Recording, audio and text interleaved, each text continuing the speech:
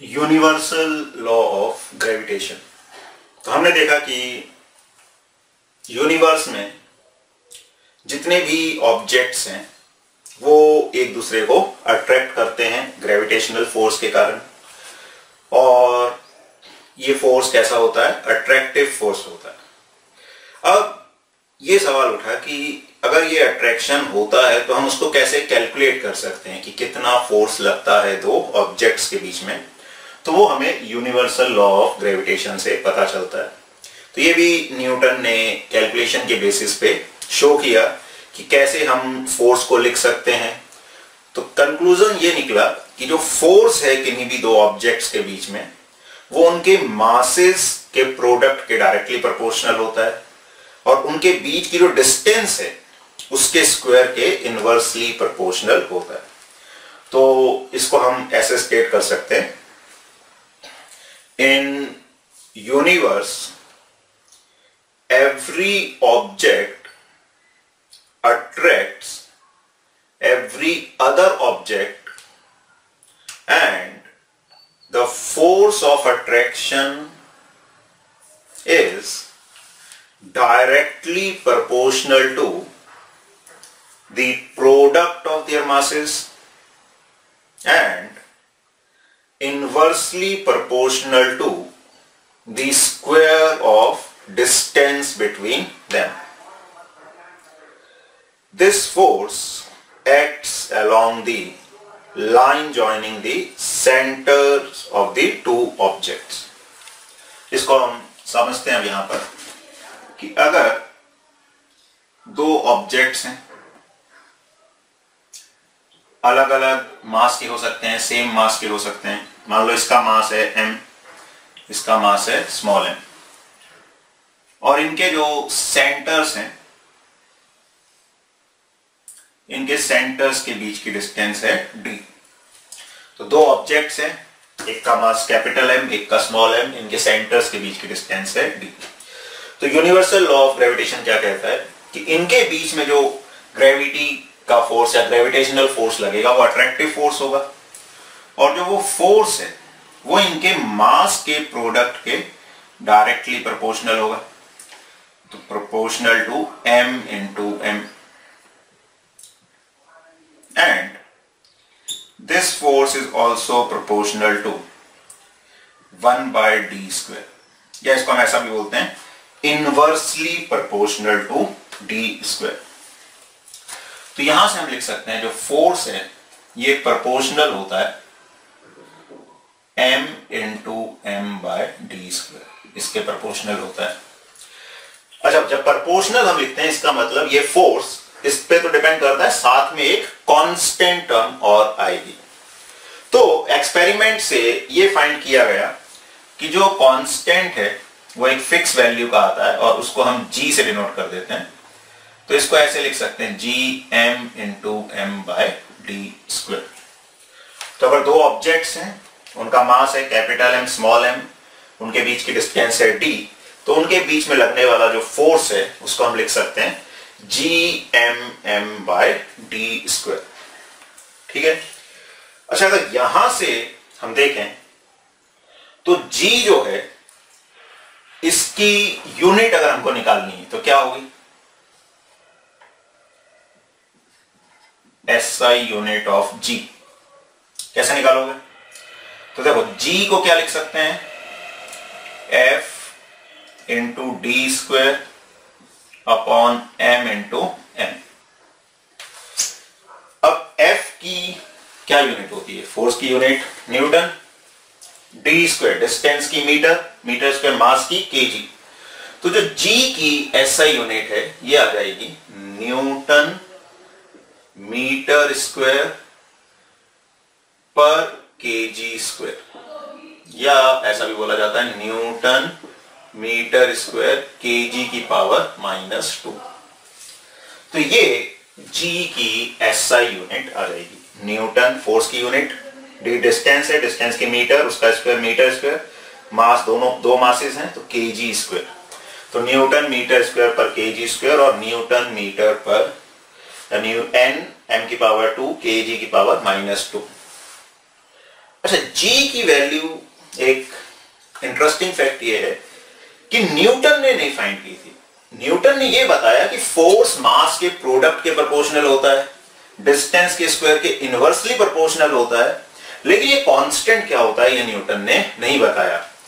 ये जो कांस्टेंट है जी, इसकी वैल्यू फाइंड की थी हेनरी कैवेंडिश ने, फाउंड बाय हेनरी कैवेंडिश। एक सेंसिटिव बैलेंस का उसने यूज किया और सेंसिटिव बैलेंस का यूज करके उसने ये फाइंड किया कि जी की वैल्यू कितनी होती है, और ये फाइंड किया गया कि जो जी की वैल्यू है वो होती है 6.67 इंटू 10 की पावर माइनस 11, और यूनिट्स यहां से हम लिख सकते हैं न्यूटन मीटर स्क्वायर पर केजी स्क्वायर। इसको कई बार कैलकुलेशन के लिए हम सिंप्लीफाई करके 20/3 भी लिख सकते हैं, इंटू 10 की power minus 11 newton metre square पर केजी स्क्वायर। ऐसा क्यों? देखो 20/3, 3 से 20 को डिवाइड करोगे तो क्या आएगा, 3 इंटू 6 18, बचा 2 पॉइंट लगेगा 20, फिर 3 इंटू 6 18, फिर बचेगा 2, इस तरह से 2 बचता जाएगा तो 6.6666 ऐसा आता जाएगा। तो उसको हम रफली इतना लिख सकते हैं 6.67 इंटू 10 की पावर माइनस 11।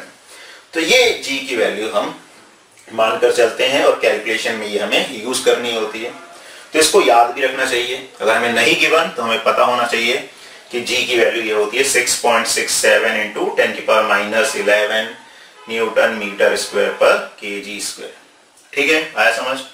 तो यूनिवर्सल लॉ ऑफ ग्रेविटेशन क्या कहता है कि अगर कोई भी दो ऑब्जेक्ट्स हैं, उनका मास हमें पता है कैपिटल एम स्मॉल एम, उनके बीच की डिस्टेंस है डी, तो उनके बीच में लगने वाला फोर्स मास के प्रोडक्ट के डायरेक्टली प्रोपोर्शनल होगा, उनके बीच के डिस्टेंस के स्क्वायर के इनवर्सली प्रोपोर्शनल होगा, डिस्टेंस के स्क्वायर के इनवर्सली प्रोपोर्शनल, क्योंकि 1/d स्क्वायर आ रहा है। तो इफेक्टिवली ये फोर्स प्रोपोर्शनल होगा m cross m by d square. ठीक है, ये न्यूटन ने यहां पे अपने को ये सब चीजें बताई थी। बाकी फिर उसको हम ऐसा लिख सकते हैं G/m/d स्क्वायर। जी जो है इसकी एसआई यूनिट हमने देखी न्यूटन मीटर स्क्वायर पर केजी स्क्वायर, और इसको फाउंड कैवेंडिश ने किया था, न्यूटन ने नहीं किया था। और एक और इंटरेस्टिंग फैक्ट ये है, जी की वैल्यू फाइंड की गई थी न्यूटन की डेथ के बाद। जब न्यूटन जिंदा था तब तक जी की वैल्यू फाइंड नहीं की गई थी, उसकी डेथ के बाद जी की वैल्यू फाइंड की थी किसने? हेनरी कैवेंडिश ने। अच्छा, ये जो जी है इसको कहते क्या है? तो ये जो जी है ये कहलाता है यूनिवर्सल ग्रेविटेशनल कांस्टेंट।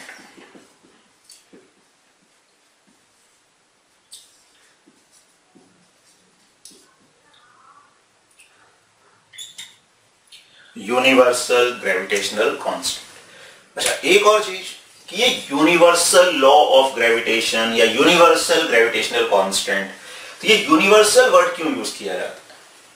ये इसलिए यूज किया जाता है कि ऐसा माना जाता है कि ये जो लॉ है ये यूनिवर्स में किन्हीं भी दो ऑब्जेक्ट के लिए हम लगा सकते हैं, चाहे वो अर्थ सरफेस पे हो, चाहे वो स्पेस में हो, चाहे वो यूनिवर्स में कहीं पर भी हो, तो किन्हीं भी दो ऑब्जेक्ट्स के बीच में हम ये फोर्स लगा सकते हैं। इस एक्सप्रेशन में कोई भी चेंज नहीं आएगा। तो ये पूरे यूनिवर्स के ऑब्जेक्ट्स के लिए ट्रू है, इसीलिए इसको यूनिवर्सल लॉ ऑफ ग्रेविटेशन कहते हैं, और ये कांस्टेंट भी through out the universe same रहेगा, इसीलिए इसको यूनिवर्सल ग्रेविटेशनल कांस्टेंट कहते हैं। और ये फोर्स इस बात पर भी डिपेंड नहीं करेगा कि ऑब्जेक्ट्स जो है वो हवा में है, पानी में है, वैक्यूम में है, कहीं पर भी हो दो ऑब्जेक्ट्स, उनके बीच में लगने वाला ग्रेविटेशनल फोर्स हम इस तरह से लिख सकते हैं। अच्छा, एक और चीज का हमें थोड़ा सा ध्यान रखना है, ये जो इनवर्स स्क्वायर हम बोलते हैं कि फोर्स डिस्टेंस के स्क्वायर के इनवर्सली प्रोपोर्शनल होता है।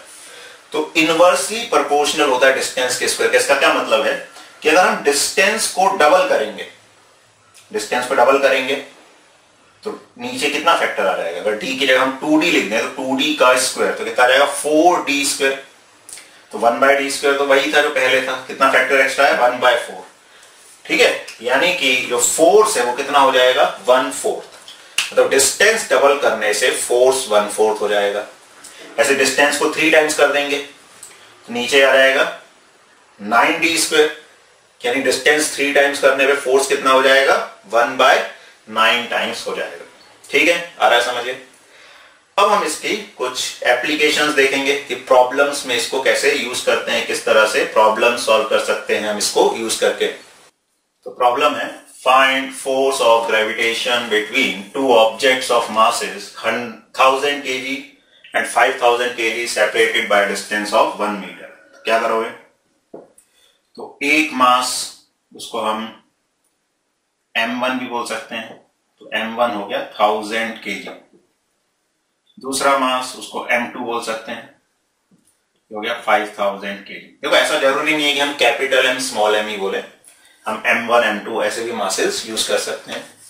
डिस्टेंस जो है वो हो गई 1 मीटर, और g की जो वैल्यू है तो ये होती है 6.67 इंटू 10⁻⁻11 न्यूटन मीटर स्क्वायर पर केजी स्क्वायर। तो जो फोर्स होगा तो ये क्या होता है, force G m1 m2 by D square.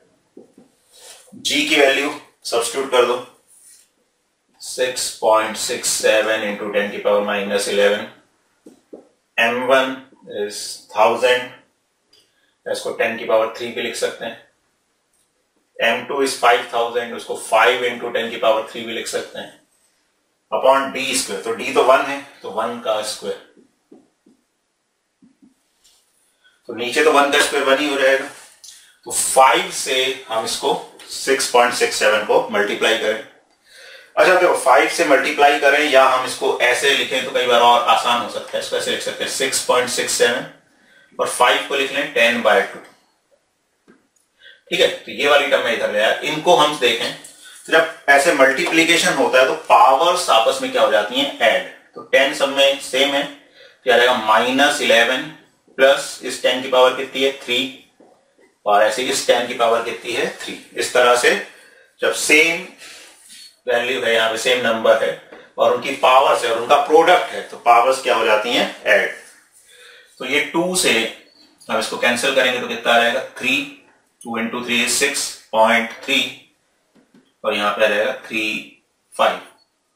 ठीक है, तो ये आ जाएगा 10 की पावर -11 प्लस 3 प्लस 3, -11 प्लस 6 -5, और एक और 10 है तो ये आ जाएगा 3.335 इंटू 10 की पावर -5 यहां से आया, एक 10 की पावर 1 यहां पे, तो वो पावर्स भी ऐड होंगी, तो 10 की पावर -5 प्लस 1 तो आ जाएगा 10 की पावर -4 न्यूटन।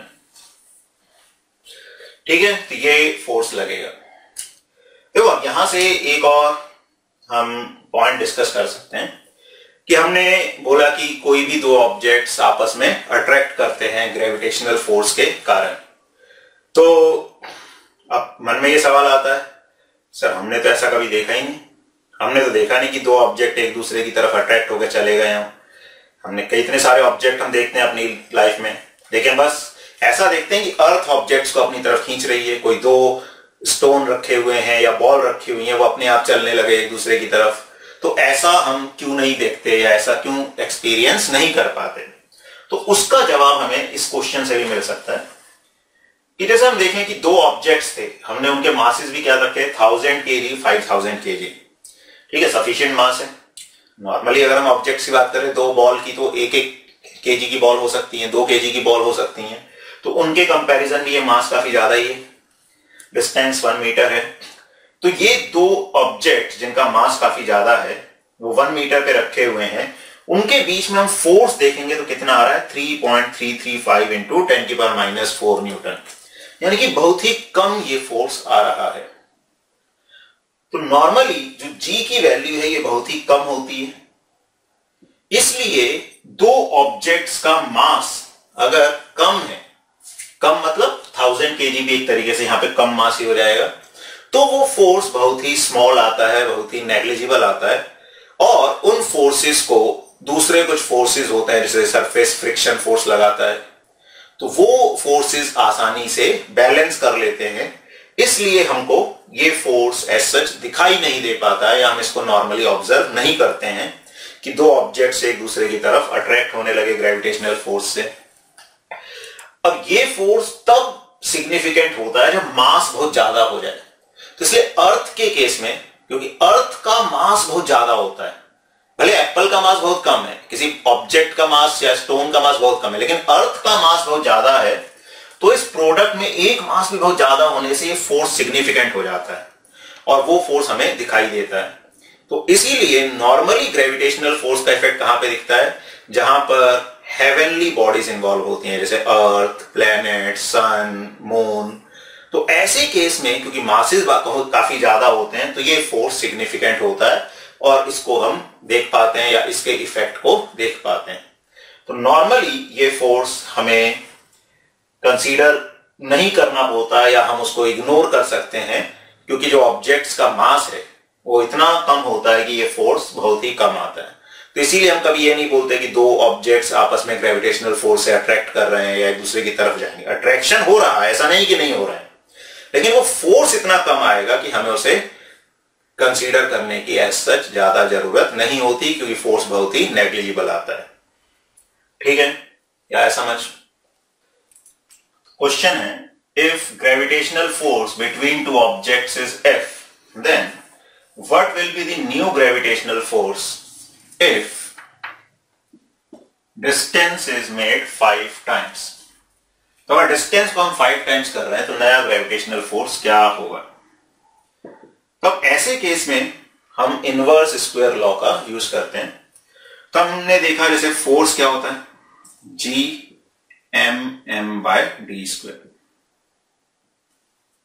अच्छा, जब हम m इंटू एम ऐसे लिखें, इसका मतलब होता है इन दोनों का मल्टीप्लीकेशन ही। तो हम चाहें तो क्रॉस साइन, मल्टीप्लीकेशन का साइन लगा भी सकते हैं, या ऐसा लिखें, इसका मतलब भी मल्टीप्लीकेशन ही होता है। अब देखो, g तो सेम रहता है, कांस्टेंट है, हम सेम ऑब्जेक्ट्स की बात कर रहे हैं, तो ये दोनों चीजें भी सेम है, तो हम सीधे ऐसा ही बोलते हैं कि f is proportional to 1/d², या f inversely proportional to d²। तो ये हमारे पास कंडीशन है। अब हम न्यू फोर्स की बात करें, तो जो न्यू फोर्स है इट इज प्रोपोर्शनल टू 1/न्यू डिस्टेंस। तो हमने न्यू डिस्टेंस को कितना कर दिया, 5 times, d new is 5d, तो d न्यू का स्क्वायर दैट इज 5d का स्क्वायर, तो ये आ जाएगा 1/25d²। Now we know f is proportional to 1/d²। तो जो प्रोपोर्शनैलिटी साइन है, हम 1/d² को क्या बोल सकते हैं, यहाँ पे f के प्रोपोर्शनल 1/d² को f से रिप्लेस कर सकते हैं। तो हम ये बोल सकते हैं कि जो न्यू फोर्स है वो हो जाएगा f/25। तो अगर हमने डिस्टेंस 5 टाइम्स कर दी, तो जो नया ग्रेविटेशनल फोर्स है वो क्या हो जाएगा, f/25। ठीक है, इसको हम ऐसी और भी केस देख सकते हैं कि अगर सिंपली डिस्टेंस ही हम चेंज कर रहे हैं, तो अगर डिस्टेंस को हम 2 टाइम्स करेंगे, यहां पे 2d हो जाएगा न्यू डिस्टेंस, यहां पे 2d का स्क्वायर आ जाएगा, यानी कि 4d²। तो न्यू फोर्स क्या हो जाएगा, f/4।